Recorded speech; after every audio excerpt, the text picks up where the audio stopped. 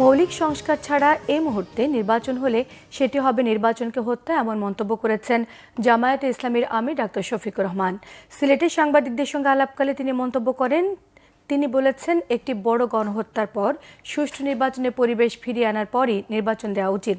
বিকেলে সিলেট কেন্দ্রীয় সাহিত্য সংসদের শহীদ সোলেমান হলে ষষ্ঠ থেকে দশম শ্রেণীর শিক্ষার্থীদের মধ্যে শিক্ষা উপকরণ বিতরণ করে সিলেট মহানগর জামায়াত। অনুষ্ঠানে প্রধান অতিথি ছিলেন জামায়াতের আমির।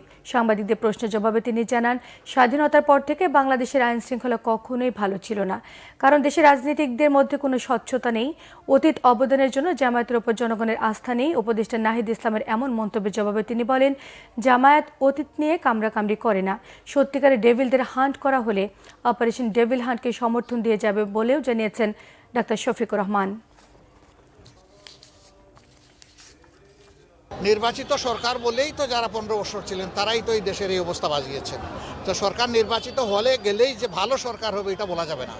আমি আগেই বলেছি যে ভালো সরকার হতে হলে ভালো মানুষের দ্বারা সরকার গঠিত হতে হবে। এই জন্য অতীত যার ভালো, বর্তমান যার ভালো, আশা করা যায় ভবিষ্যৎ তার ভালো। নির্বাচন তো আমরা সবাই চাই, পরিস্থিতি সৃষ্টি তো করতেই হবে।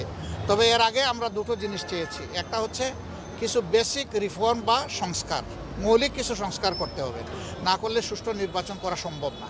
এই অবস্থায় যদি একটা নির্বাচন দেওয়া হয়, এটা নির্বাচনের জেনোসাইড, নির্বাচন গণহত্যা হবে। আমরা এটা চাই না। আমরা চাই গণহত্যার পরে একটা সুষ্ঠু নির্বাচনের পরিবেশ সৃষ্টি করে তারপরে নির্বাচন দেওয়া।